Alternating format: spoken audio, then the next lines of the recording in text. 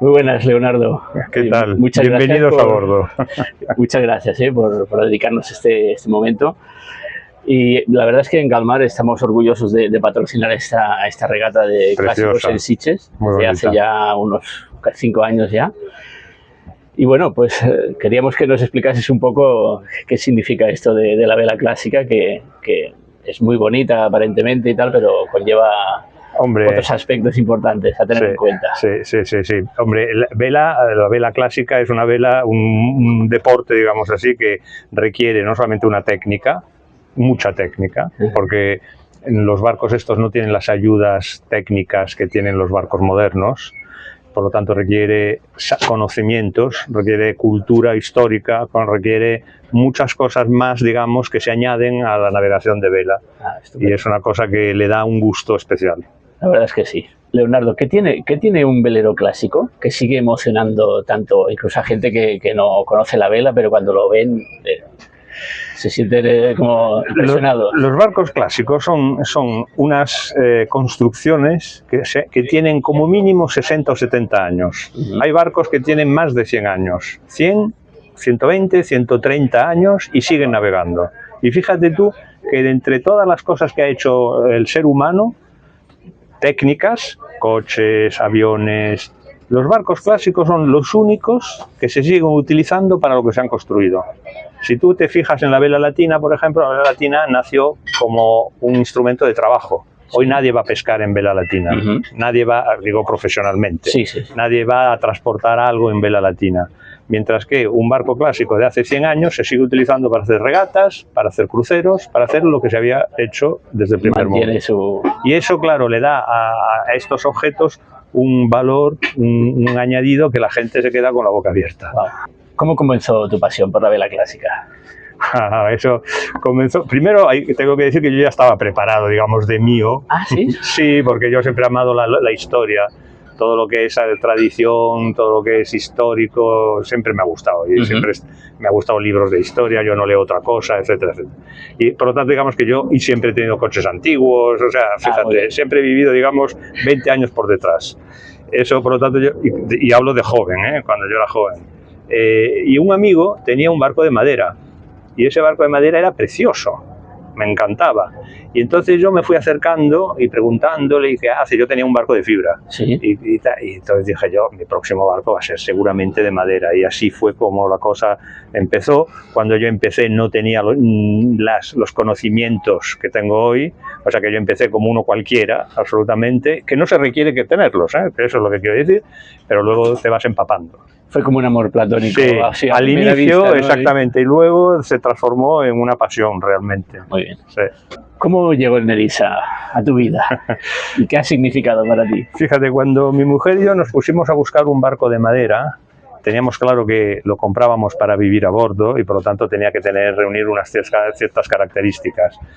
Y fue el segundo barco que nos enseñaron durante nuestra visita. Nos enseñaron unas fotos, no nos enseñaron el barco. Nosotros fuimos a visitar un barco que no nos gustó y el broker de ese momento abrió el book y mira, este es el Nerissa, qué bonito, qué tal, pero a unos precios tremendos. Pasó un año entero,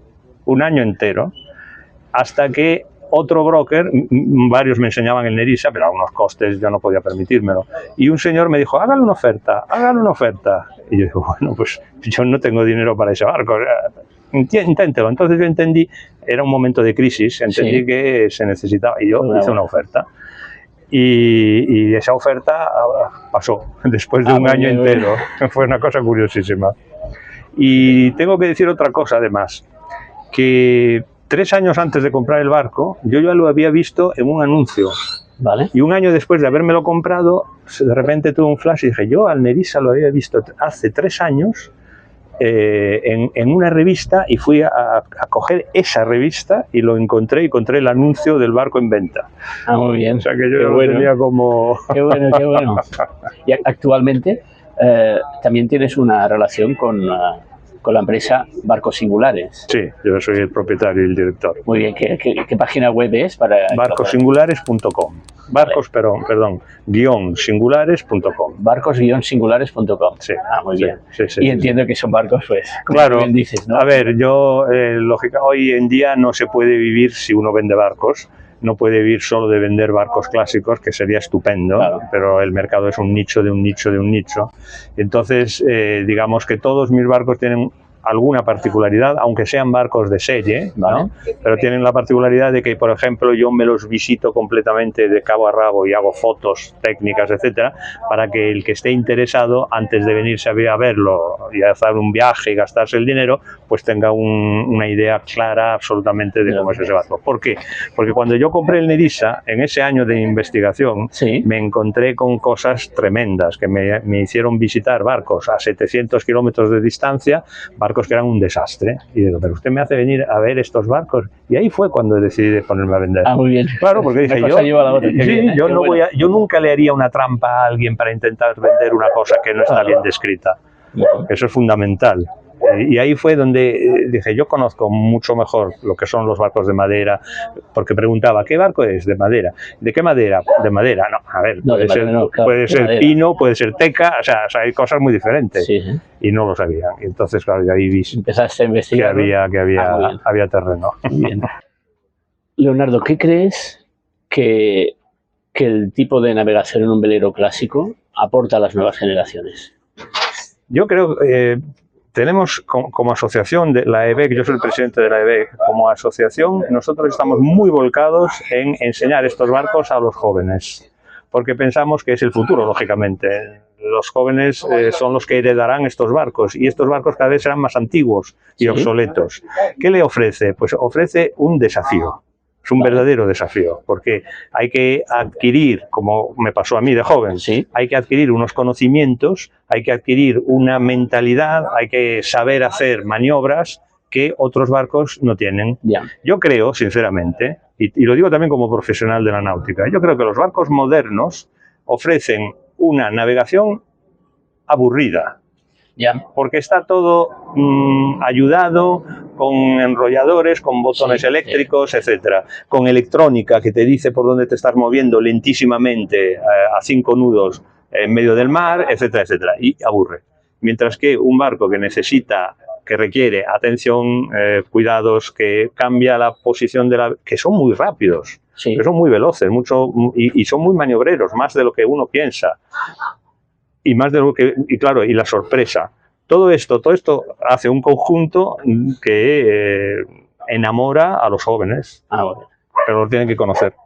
Porque claro, hay una barrera. Psicológicamente te encuentras con una cosa muy antigua. Primero es un respeto y luego es un amor. Sí, y veo que a veces no está como muy promocionado, ¿no? No se oye, es como si fuese... Te diría que es como muy sectario. Sí. Está visto como una cosa muy selecta y todo. Muy de lujo, pero no es solo eso, es que además, hoy en día yo lo llamo el terrorismo psicológico, ¿no? Uy, qué bonito barco y cuánto trabajo. Bueno, sí, hay trabajo, pero ese trabajo no es cuánto trabajo, es uy, qué bonito ese trabajo. Claro. Porque es estupendo cuidar de propio barco. Y el hecho de que ese barco requiera el cuidado también te impone una disciplina. Y esto para los jóvenes yo creo que es muy importante. Pero todo está basado en la pasión. Nosotros en Galmar trabajamos también con algunas propiedades que son singulares, que son patrimonio realmente cultural. ¿Qué paralelismo encontrarías entre un velero clásico y una casa de este tipo? Hombre, aparte de que sí que el mantenimiento es caro, sí, claro. No te gusta hablar de eso, pero bueno, realmente no, hay que mantenerlo bien. Claro, a ver, en concreto una casa, el mantenimiento de una casa requiere gente que sepa trabajar. El mantenimiento de un barco también, pero hay mucho también que está en manos del propietario. El propietario no necesita por la fuerza tener que pagar a alguien si tiene el tiempo. Si dispone del tiempo para arreglarse cositas, barnizar, pintar, etcétera, todo eso se puede hacer. Pero dicho esto, yo creo que es una sensibilidad, es una pasión por la historia. Hay toda una serie que llamamos de razones culturales, que claro que son paralelas. O sea, van en común entre un piso, una casa o un castillo incluso, ¿no? Sí, sí. Y un barco clásico, comparado con los barcos de fibra que hay alrededor. O sea, tú si miras un barco clásico ves pura estructura. Si miras un barco de fibra ves hinchazón por todas partes. Es toda una cosa como un globo que se ha hinchado, ¿no? O sea, da un poco esa sensación. Entonces, el barco de madera es un barco estricto, o sea, es pura tecnología, pura técnica. Es muy diferente. Y las casas lo mismo. Sí. Hoy vas a una casa cualquiera y ves unos tabiques hechos un desastre y una calidad muy por debajo de lo normal. Y vas a ver una casa de piedra y la estructura y tal y te quedas con la boca abierta porque además es a vista y hace parte de la belleza de la casa.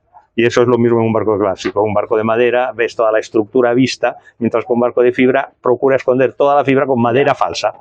O sea, es todo falso, está claro. En cierta medida.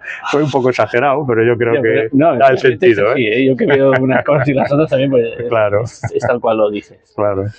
Mira, Leonardo, me gustaría hacer una reflexión contigo.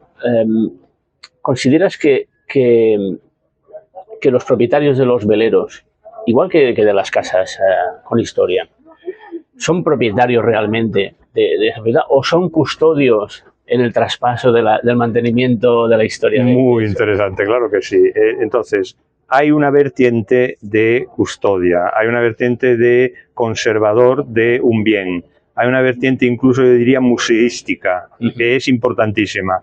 Pero claro, el propietario es el propietario. Y nosotros en la EBEC hemos acordado con la Dirección General de la Marina Mercante una normativa de apoyo a los armadores de barcos clásicos españoles, pero que al mismo tiempo no les imponga unos deberes, digamos así, que a lo mejor ahogan la propiedad, el sentido de la propiedad. Yo con mi barco puedo hacer lo que me dé la gana, porque es mi barco. Sí. Pero como soy una persona culturalmente conocedora, preparada, etcétera, sé que este barco lo tengo que conservar tal cual se construyó. No hago payasadas, no le pongo motores. Sí. Es verdad que algunas casas pues tienen una catalogación y estás como un poco obligado, está obligado a mantenerla, a mantener su volumetría, todo conservarlo.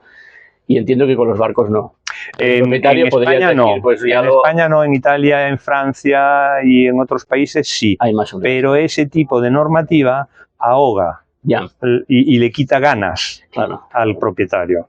Y entonces, claro, no ha tenido el éxito que yo creo que la nuestra puede tener, y de hecho está teniendo, porque fíjate tú que el mismísimo presidente de la European Maritime Heritage, que es una asociación de asociaciones que colabora con la Comunidad Europea para la normativa de barcos clásicos, nos ha dicho que nuestra normativa es un ejemplo que quieren seguir, porque hemos conseguido obtener unas facilidades que no son como en otros lugares que te financian el 80% de los trabajos anuales, pero luego te ponen un collar y no puedes salir del país a navegar. O sea, tienes que decir, me voy de aquí a allá y vuelvo el día tal de tales. Claro, o sea, te limita. Eres un bien de interés cultural y eso es, desde el punto de vista del propietario, terrible. Nosotros hemos conseguido una normativa de apoyo que no toca en ningún momento la propiedad, no afecta a la propiedad, pero en cierta manera contribuye, yo creo, a concienciar al propietario del bien que tiene. Está claro. Porque Sitges, ¿qué tal? ¿Cómo lo ves? Sitges es un paraíso, Sitges es un sitio precioso, que se combina magníficamente con estos barcos, porque el ambiente que hay aquí, que es tan tradicional, aunque moderno, es bonito eso, porque lo bonito es que lo tradicional no choque con lo moderno y viceversa, ¿no? Entonces, ni lo uno afecta a lo otro, ni lo otro atenta contra la tradición, ¿no? ¿Crees que en breve podrá estar en el circuito de regatas de vela clásica? Como yo estoy dentro del comité técnico, tenemos que trabajar y vamos a trabajar y lo conseguiremos seguramente. Yo veo que cada año va cogiendo más cuerpo, ¿no? Lo conseguiremos. Hay un tema de calendarios, hay un tema también de participación, hay varios temas que habrá que trabajar, pero es indudable que, digamos, por sí mismo, el interés que tiene la regata dentro de esta ciudad es absoluto. seguro. La regata de hoy, ¿qué tal? ¿De hoy o de estos días? De estos días. ¿Cómo lo Hombre, prevés? mira, los años pasados hemos tenido unas situaciones parecidas, con brisitas muy agradables, y eso también hace parte del interés, ¿no? El lugar es fantástico, sales a navegar, sales a hacer tu carrera, tu regata, tu estrategia, todo lo que quieras, tu táctica, y al mismo momento te miras alrededor por el paisaje que ves, que es precioso. O sea que tienes un poco toda una serie de cosas interesantes. Y el hecho de las brisas veraniegas hace que la regata sea también muy técnica, muy interesante. Muy el hecho de tener aquí la montaña de claro, con cambios de viento, bajones, vueltas otra vez. Y entonces el que no se distrae, o el que se distrae menos, es el que gana. Es el que gana. Muy bien, muy bien. Bueno, no te entretengo, sé que tienes que preparar ahora tripulación. Nos preparamos, Marco, sí señor. Sí, señor. Que tengas mucha suerte. Muchísimas gracias. A ver si te llevas un trofeo. Muchas gracias y bienvenidos. Muchas gracias.